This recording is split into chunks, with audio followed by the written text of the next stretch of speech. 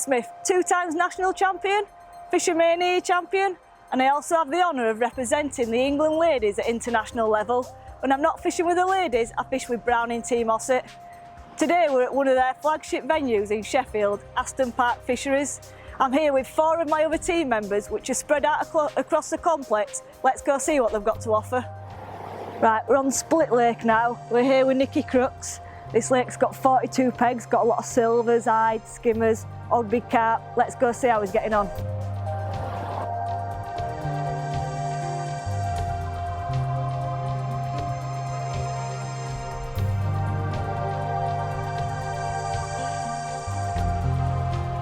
So I've got a 4/10 float and I've got my droppers quite close together at the top to help my float set through to surface tension. And then I've got a big 18, grab that again, a big 18 hook on, because for me when you're shallow fishing you've got to have something proud for fish to hook itself on. And then I've got quite a long lash above, but only for the reason that I can vary my depth, because I've been coming up and down in water column all the time. So I've had really good runs at say 18 inches deep, and then a good run at maybe 2.5 foot.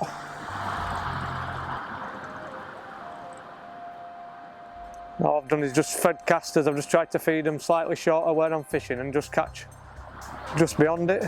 But on modern commercials, you tend to have matches where, unless you're on a red letter day, you can catch carp early at margins, and then you might catch a few again at margins later on. But then middle of your day, you can just sit and catch absolutely nothing. So by fishing a line like this, you can sort of fill middle of your matching, feeding your net. I mean, I've had, I don't know, 30 or 40 pound of silvers just fishing. What am I in?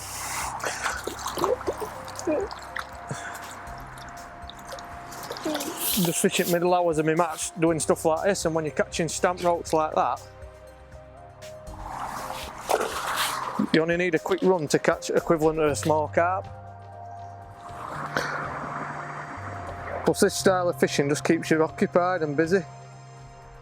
So the rest of them are sat looking at the floating margins where biteless 2 or 3 hours, you can still put 15, 20, 25 pound of silvers in your net, and when weighing comes,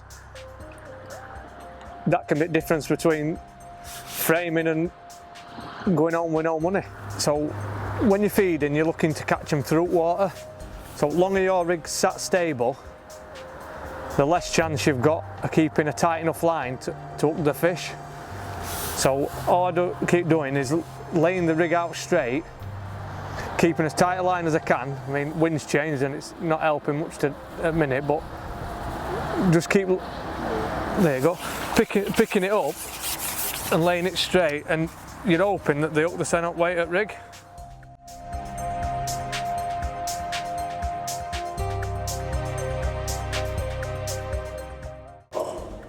So I'm here today with Alex Mitchell, the venue owner of Aston Park. So Alex, I heard that you used to be a really good fisherman, or still are. What made you want to take this place on? I ask myself that nearly every day.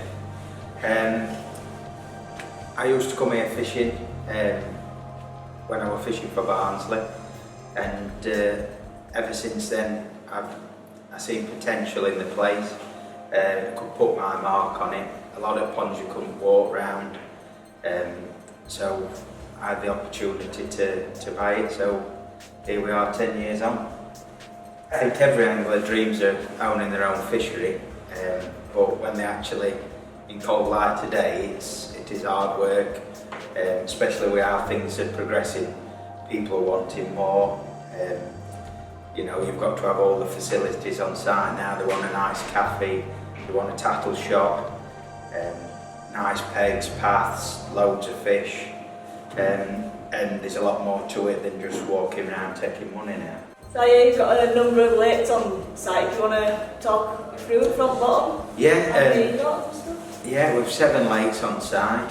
The first one, as you come through our gates, the stable pond. It's got 34 pegs on it. That's got a lot of hide in, like all the lakes. We've got loads of hide, loads of silverfish. as well as carp, to try and make a variety for the angler. As well, you've got to fish a bit. It's not just somewhere you can just chuck a bomb and pellet out and go around every time. Yeah, and or peggy really. It stops it being so peggy. You know, there's not a peg on complex where anyone draws and they don't feel they've got a chance, or they've drawn a peg and they won't match whatever happens. It is a very, very fair fishery line. After the stable pond is the split lake. It's got 42 pegs on it. Same again, plenty of silvers in there, a good head of carp. They match the fishery lake venue records out of that lake with 186 pounds, something like that. Then, so as well they do plenty of £100 of silverfish out of That there. seems you about it as well when it's done that way. Yes, It's really yeah. nice feeling knowing that like that comes off something that you've designed basically. Yeah, it's a lot of fishery we've sort of evolved and progressed with, and spend a lot of time on it, and it is a good sense of achievement, good ways of coming out. You have your good days and your bad days. A lot of anglers can't seem to cope with bad days. They put it down to the fisheries rather than themselves, which they need to move forward with that and realise they're not machines and they're actual natural creatures really. Then next to the split lake we've got Lantern, which is a lake we've designed ourselves. When I first bought it, it was just a little rectangular shaped lake. We dredged it all out, chopped and shaped it, and actually put the island in the middle of that lake. That's full of every species in there, every different colour, every species you can think of really. So that offers a bit of variety. More pole fishing in there. And then the next lake's the Lily Pond, which is a specimen lake as well as a match lake. We're carp up to £30 in that lake. Has the £30 been out of there as well?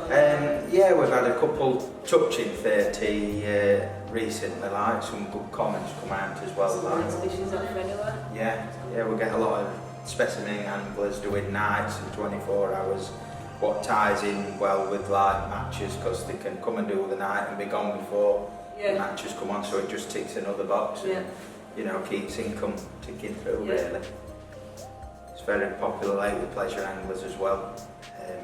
The old complexes we do really well with pleasure anglers, we actually offer them, if they bring their old day ticket back, we do every month a prize off Browning for a free commercial king rod.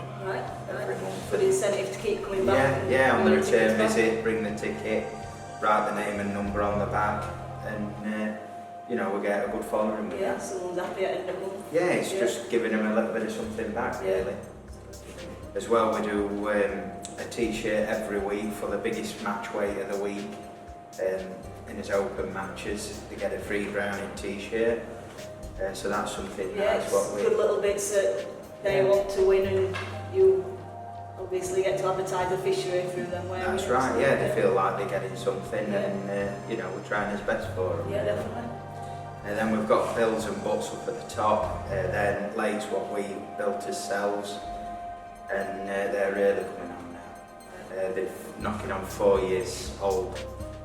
The more snake type lakes.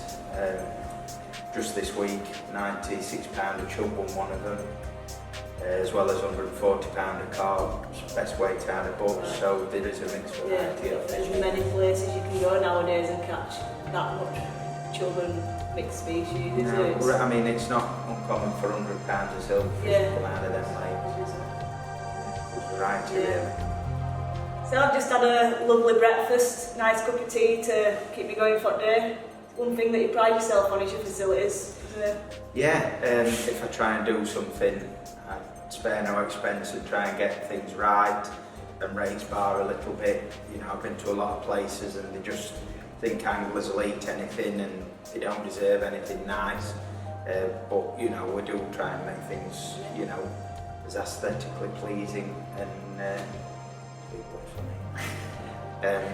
and try and keep everything as good as we can really. The tattle shop's well stocked, we've outgrown that now. We've actually just got planning permission to extend that now, so we're building a 2,000 square foot tattle shop, and really going into that in a big way for us anglers, and you know, so they can just turn up, get the breakfast, get the bait, get what bits they need, and they fish it. So I don't mind pleasure fishing myself, but my heart lies at match fishing. I've heard that you run some good events.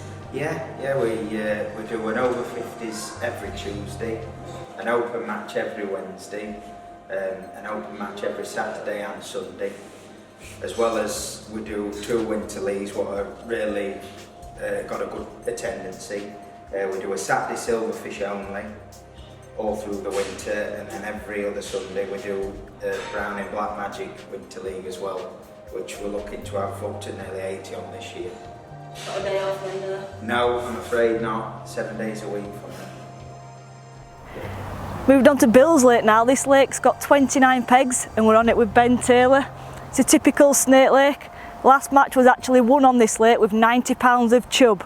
It's also got a lot of hide and carping. Let's go see how he's getting on. Well, at the minute, I'm just fishing maggots across in shallowest water I could find really, which is probably 18 inches across there. Just catching silvers really, hide, chub, but literally they're ravenous. You can get one a chuck. They're not very, you're not in water for very long before you get in a bite. You could soon do a weight if they stayed like this all match.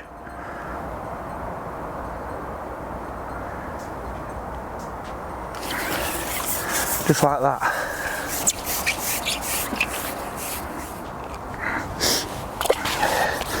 So all I've got is Browning short kit. That's 4+ hollow pin collar. It's nice and soft, so when you hook them you can just ship back, no worries that they're going to come off.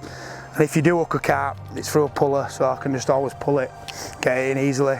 I've got 014 Senex soft mainline with a 0.4 RW muddy. Now on that, it has been a bit windy today. I've got 2 number 8 back shots, just 3 inches from the float, just so that I can hold on to it when it's windy. 0.4, that takes 6 number 8 shots down to a 4-inch hook length of 012 Senex soft, and I've got 16 F1 maggot on at the minute. I can either put 2 maggots on that, or I can thread 1 maggot up the hook. When you're catching quick, sometimes it's better just threading 1 maggot up the hook and you can catch 10 fish on 1 maggot. Seems to be best, and then all I'm doing is just feeding a pot of maggots every other fish, because seems to be if you feed every fish you're getting too many fish in your peg and getting a lot of missed bites.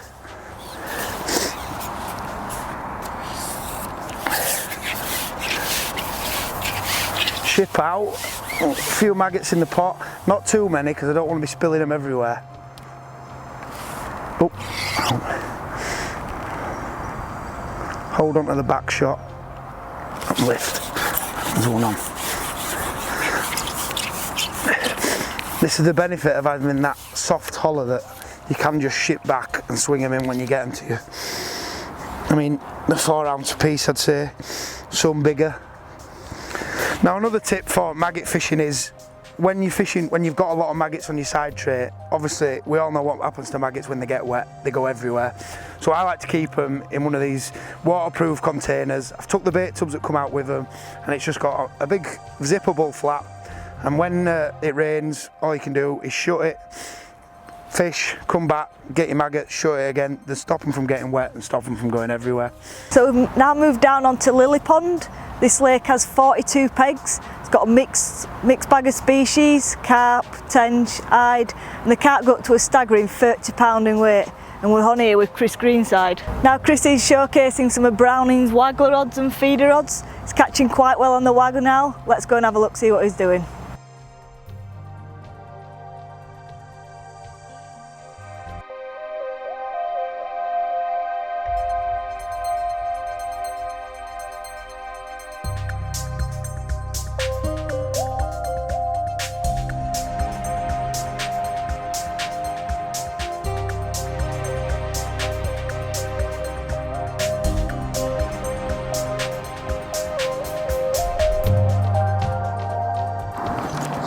Another hide about £1.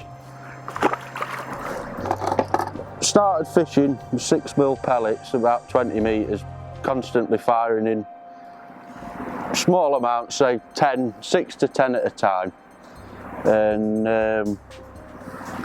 with the aim to either fish a waggler with a pellet if they're up in the water, or a bomb and pellet, or even a method feeder.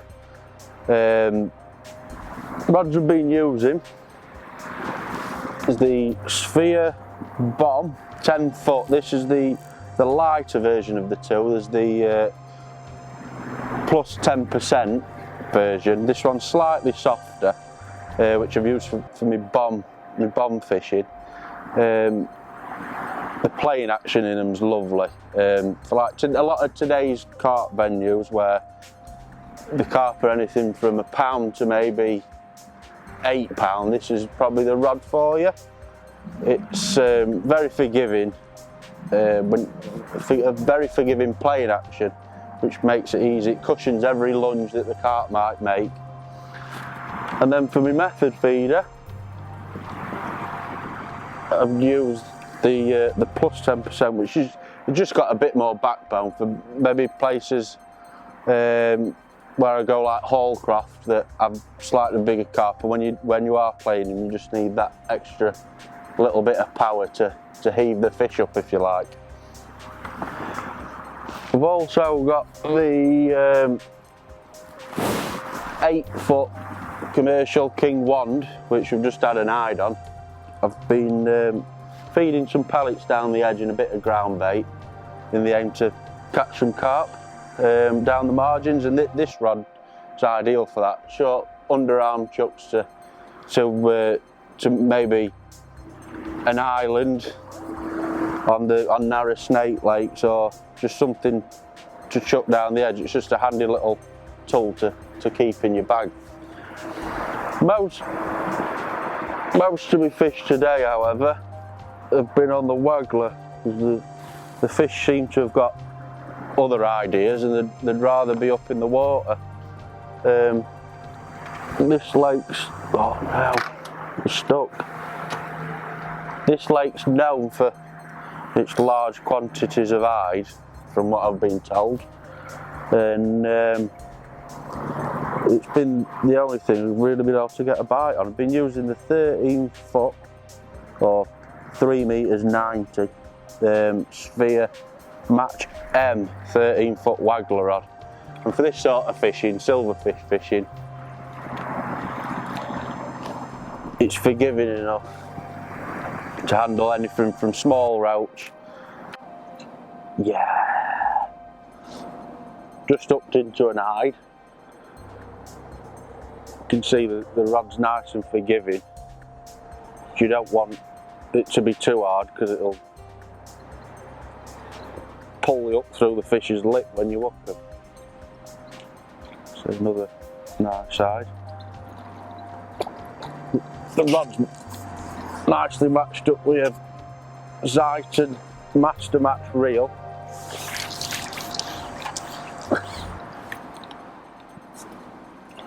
It suits it perfectly. Another big Aston hide, probably about £1. Eating all my maggots.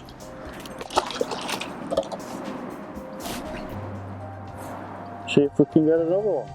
We've moved round to Butts Lakes now. We're here with Steve Barraclough. He's on peg 40. This lake's got 50 pegs on it, and it's mainly stocked with small carp, hide and a mix of silvers. Right, we're here at Butts Lake today, one of my favourite lakes at Aston. Now here, there's loads and loads of F1s on here, hide on here, but I like to target the carp, which you can catch hide as well as the carp, but my initial approach is to try and catch them on the far bank. Now normally it's the shallowest water on this lake, it's a typical snake lake, and my actual approach is something that you probably refer to as an edge approach, but I like to do this on the far bank rather than in the edge. Now what I try and do is I try and cup micros. Now instead of fishing with a little pot, which is more traditional for this style of fishing, I like to do it with a big pot. I like to cup in, catch what I can, and then cup in, rather than having a little pot over the head the whole time. This is slightly different. It's actually an approach I got battered off another Ossett lad a few years ago. I've taken this approach and refined it for myself. My rig is dead simple as always. I've just got a 0.2 float, which is from Commercial Indication. It's a handmade float, which is strong as an ox. I've just got a simple bulk, which is 5 number 9s, and then I've got an 013 CNX Power up length to a 16 hook. The elastic is our stretch number 6 plus. Sorry, it's an 8 plus this, which is the yellow one, and it's 017 mainline. Now, one of the main things is to have a long lash between your float tip and your float. Because it's only shallow, you know, as you can see there, it's probably 8-inch deep over there. And what you do is you'll cut the bait into the far bank, try and get them swirling and moving about, and because you've got a long lash, it's away from the heads, and normally you get a good indication every time. All I do at the start of my session is I get some fishery pellets, which is fishery micros, and I half fill my pot. So all I do is just half fill the pot, go across and pot it in. Now all you're looking for then is actual signs of the fish. You're looking for tails out, you're looking for swirls, different sort of things, which they're doing it now, waiting for me to go across. So it's dead simple. They literally give themselves away when they're there. So in actual fact, you can do other things on here by fishing down the middle or shallow, and you'll know when they're there. So you're not wasting time sat over there when you know that the fish aren't there. So what I'm going to do is I'm just going to cut this in, and then we'll see what happens.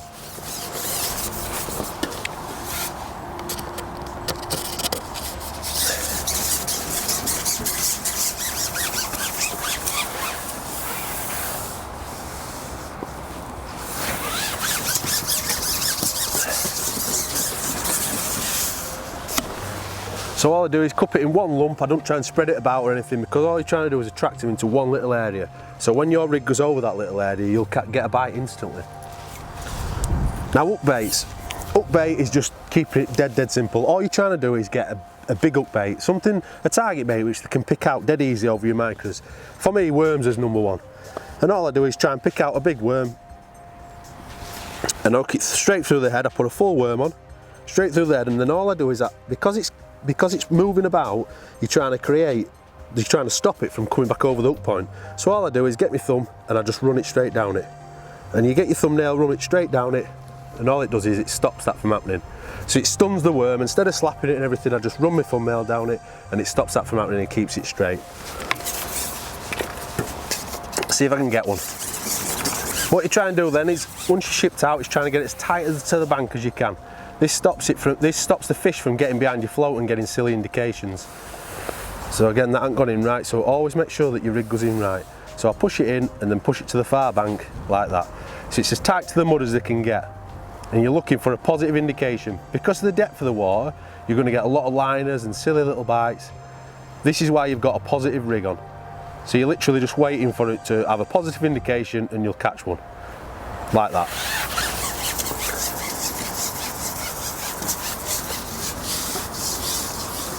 So this approach is great because you do catch everything. Initially you're trying to catch carp, and what happens is these hide just follow them carp in.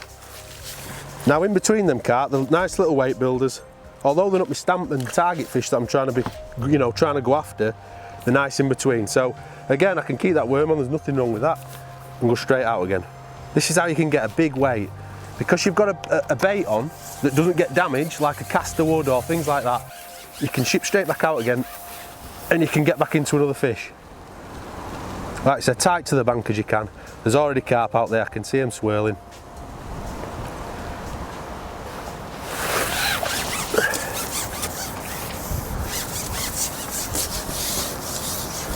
And all it's a matter of doing is just putting fish in the net. Whenever you feel necessary, you do. That's a nice little stamp hide. Again, nothing wrong with the worm, so I can go straight back out again. And again, like I said before, with a kinder pot, there's a couple of things I don't like. One, you get tempted to fill it. Every single chuck you get tempted to fill it, and to me, you waste a lot of time doing it. You can see there's fish over there, so why are you kindering more bait? There you go, and another one. To me, I'd be just tapping my bait in then, and I personally think that you're just wasting time. Now, by putting a quantity of bait in what you do, so I've caught 3 there, get my pot and just repeat the process. It's though you're feeding down the edge. It's exactly the same approach as feeding down the edge, but you're doing it at the far bank. Here at Aston Park Fisheries, they've got a tackle shop on site. Looks like they've got a fresh range of casters and maggots. Yeah, we do them all year round, and the casters I do on site, and they're guaranteed all year round. I could do them any time.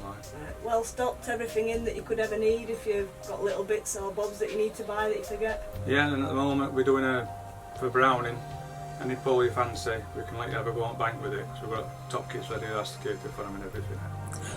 We're joined by Neil from Zebco Browning. Hello. To show you what we do, what's a little bit different to most fisheries. Every time you come and get a data kit, if you fill the back of the data kit in, we put it into a raffle. Every month we draw out for a free rod off a Browning from the commercial king range. Varies sometimes, it's a pellet waggler or it could be a bomb rod as well, so a bit of something there for everybody.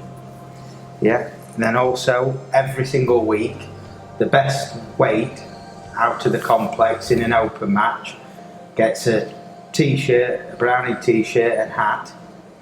That price is a value of over £20. And they're embroidered, Alex? Yeah, and also embroidered with the bait bar and Aston Park Fishery logo on. Something a little bit different we're doing this year. We run 2 winter leagues, what are very popular. A Saturday Silverfish and a Sunday one, the Black Magic Sunday League. As well as winning Browning poles throughout the winter league. If you join both winter leagues, you're going to get a hoodie from Browning, what's signed up as well. And then also, there's a new little feature. If you book 2 or more club matches for 2018, you get a goodie bucket with 6 bags of Browning ground bait, a Browning bucket and a Browning towel worth over £40. Had a fantastic day here at Aston Park Fisheries, plenty of fish being caught all over the complex. Nick down here's caught roach, shallow on casters all day. Been with Steve Barraclough up at the top, he's caught carp, hide, everything across on pellets and worm. And then we've been with Ben Taylor on one of the other lakes, he's caught chub and hide across on maggots. And then down on the bottom lake, Chris has had a lovely day on the rod and line catching big eyed shallow. If you want to find out more information about the fishery, check out the link below, and until next time, I'll see you later.